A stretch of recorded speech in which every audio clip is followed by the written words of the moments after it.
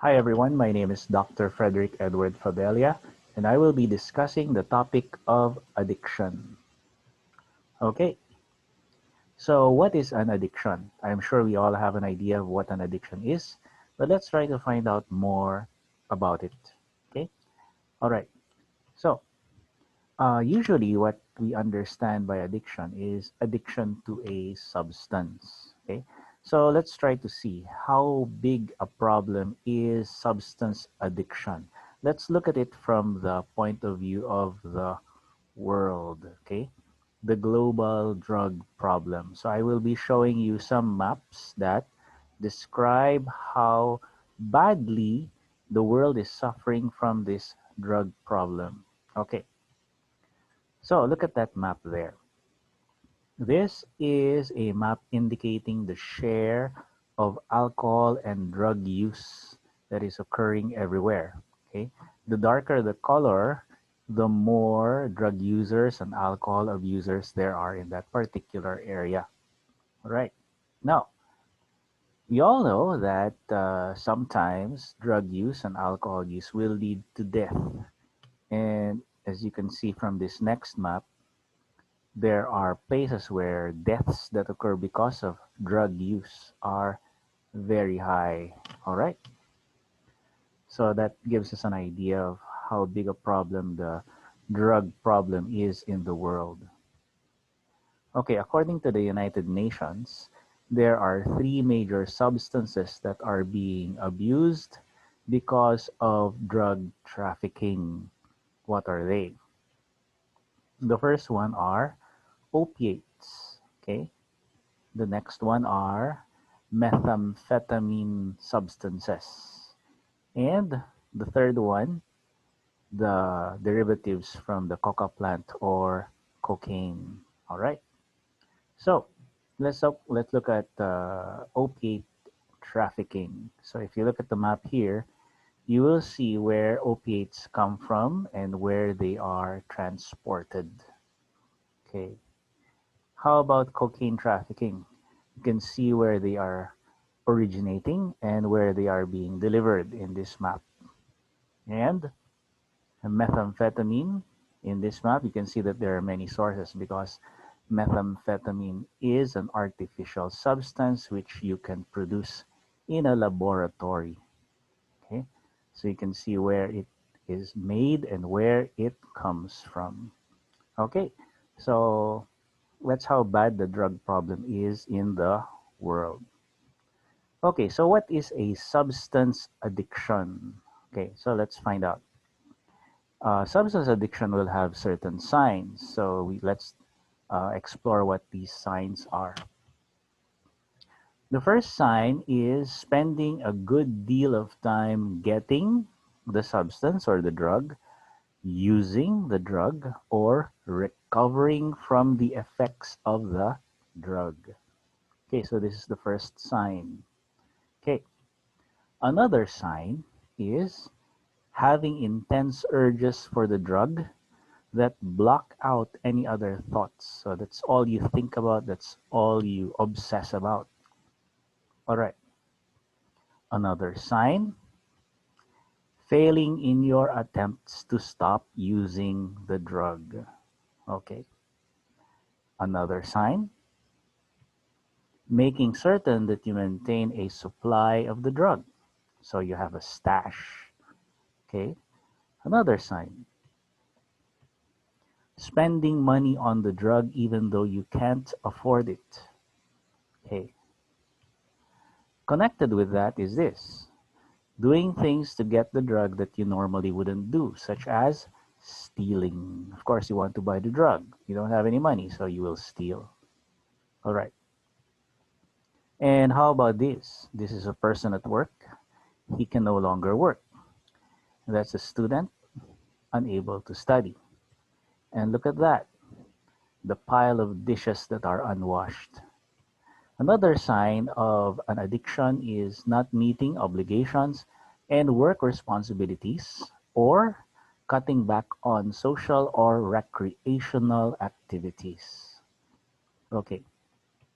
Another sign, taking larger amounts of the drug over a longer period of time than you intended. So there is what you call tolerance. You need more and more of it. Okay? Okay.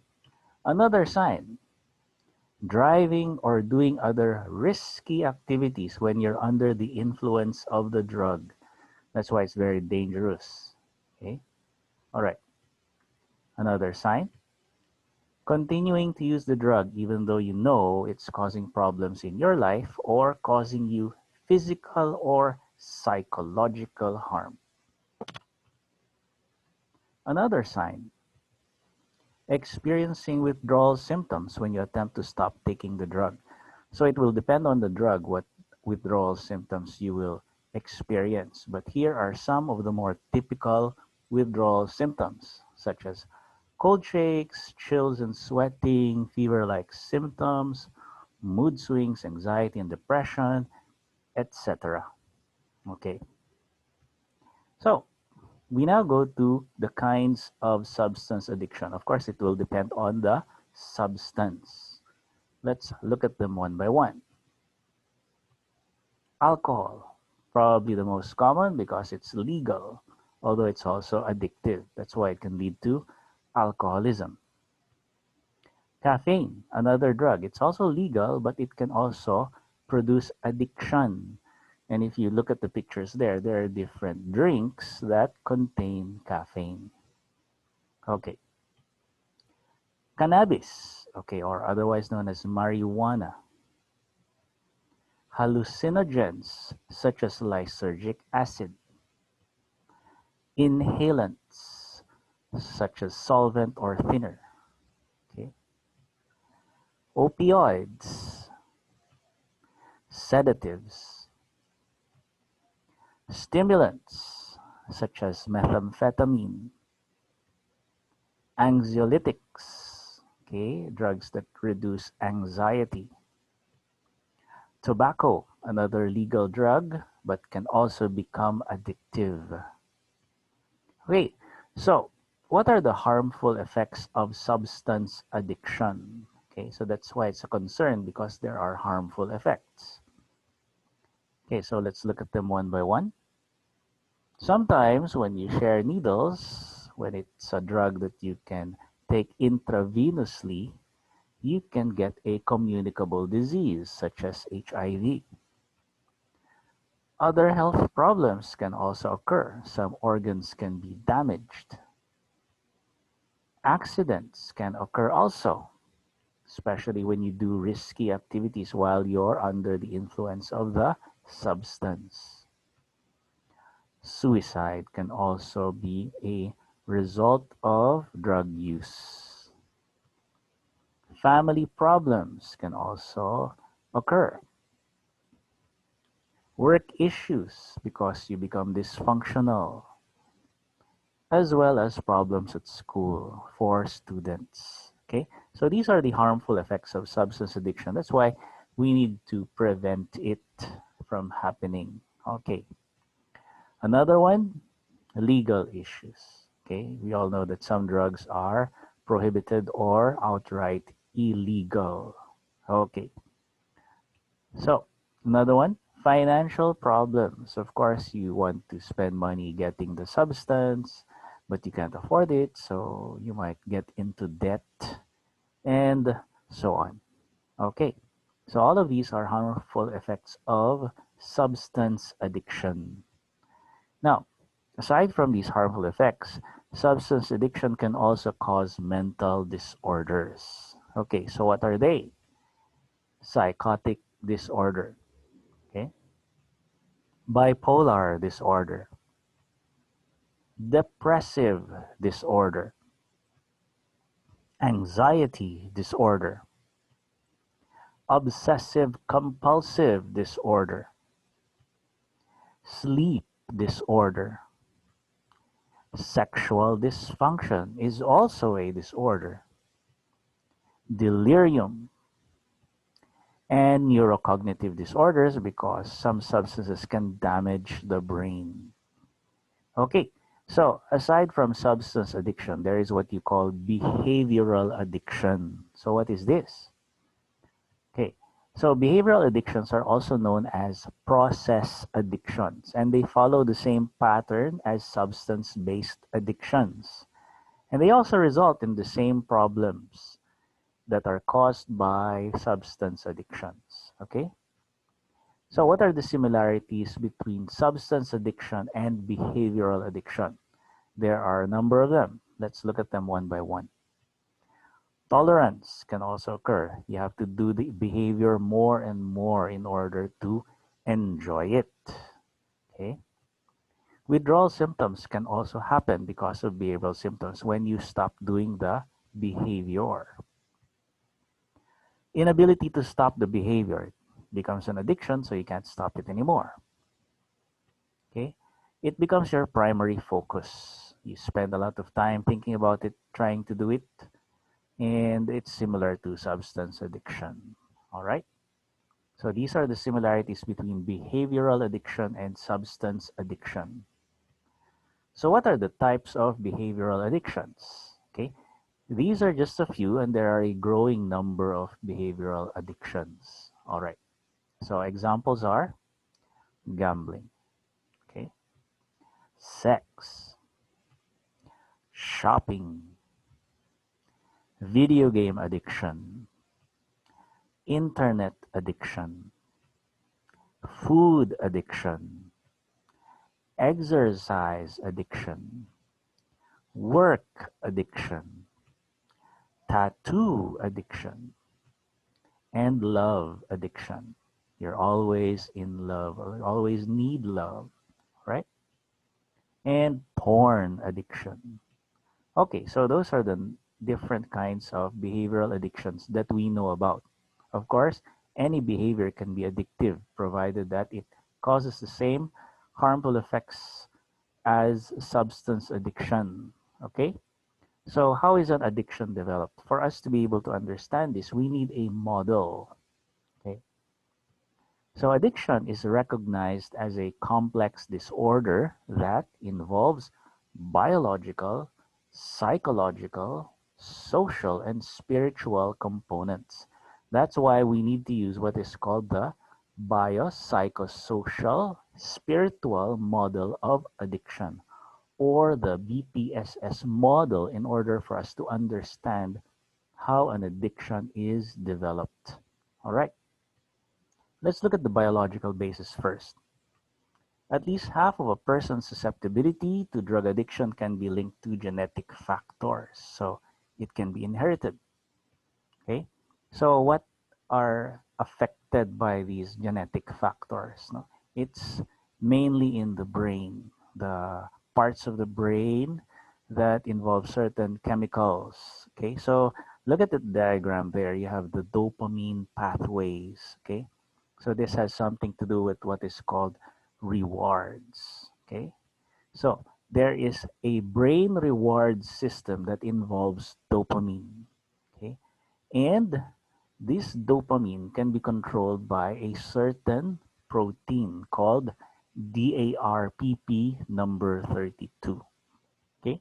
And we all know that proteins in the body are regulated by our genetic material. So that the differences in how vulnerable a person is to drug abuse will be determined by genetically inherited tendency to produce this type of protein. Okay, so that is the biological basis. So some people are born with a tendency to become addicted because of this protein. Okay, let's now go to the psychological basis. So look at that picture there. Okay, adverse childhood experiences such as physical and sexual abuse, neglect, domestic violence, and family dysfunction are associated with an increased risk of addiction. So this is a risk factor. Okay, so adverse childhood experiences. Another is unhappy marriage and employment dissatisfaction, or experiencing harassment. This is also a risk factor. All right. So let's now go to the social basis. Okay, so look at that. Accessibility factors. This is one social basis. And it means that there is easy availability of alcohol or other substances at home, at school or work, or in one's neighborhood. And of course, if it's accessible, if it's available, you can easily get or obtain it. Okay. Another is look at that picture there.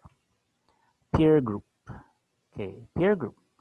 We all know that there is a certain age where human beings desire to um, associate more with their peers. So that happens usually in adolescence, and human beings seek to be liked by their peers.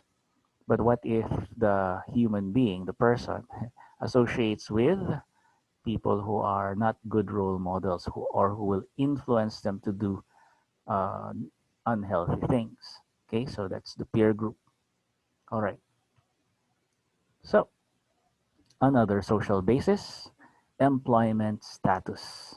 Having a job is very important because it provides financial stability and psychological rewards, because it increases your self esteem.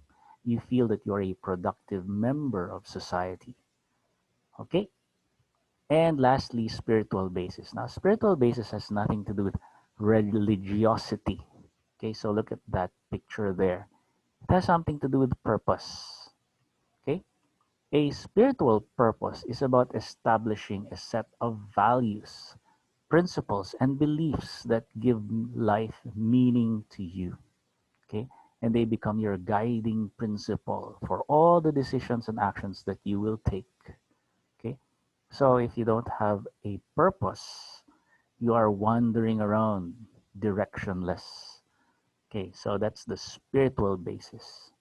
Okay, so what is the addiction cycle? The addiction cycle is the means by which we can break the cycle of addiction. So let's try to understand how the addiction cycle works. Okay, so look at that.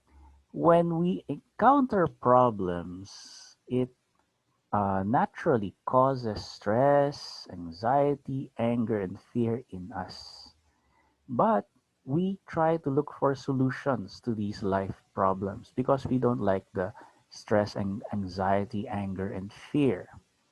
And the next step is we assess our situation, our resources, our abilities, our strengths, whether or not we can find a solution to this life problem. If we are able to assess that we can, we make the solution happen. And when we address the life problem successfully, that builds in us self confidence. Okay?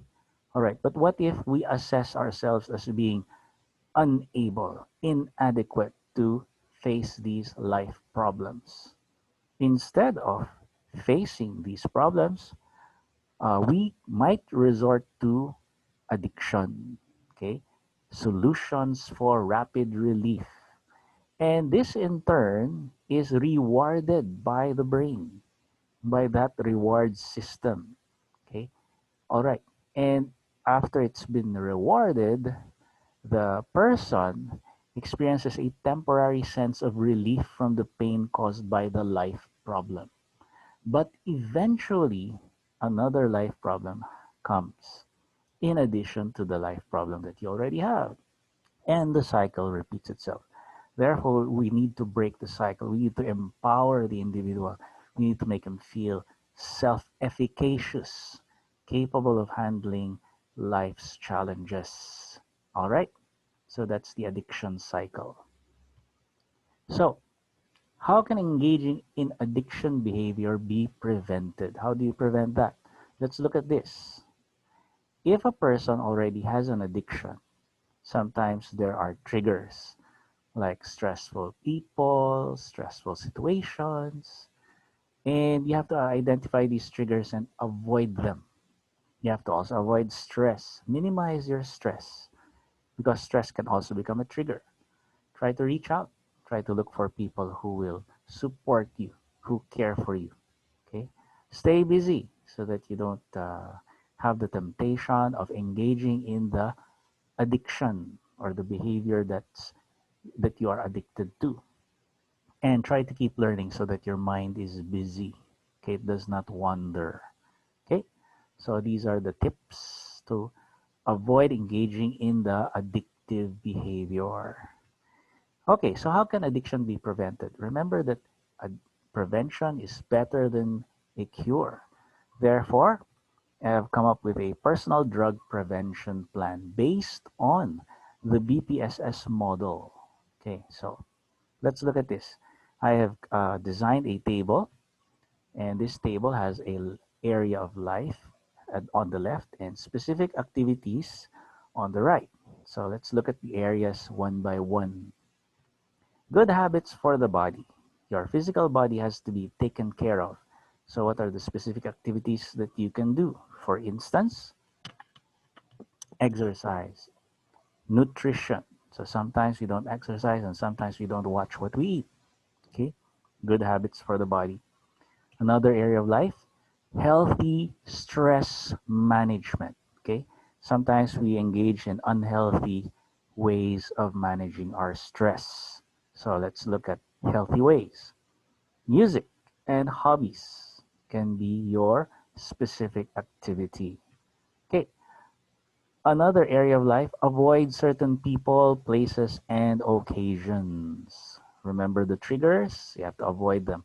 Remember the bad influence people, so you have to avoid them. The bad role models, you also have to avoid them. Okay, so negative influence people who are the people you have to avoid, and also the people who make you feel bad because they can be your trigger. Finding meaning, another area of life. So try to help others, go outside yourself, and have an advocacy. Okay, so that you don't uh, concentrate on yourself alone.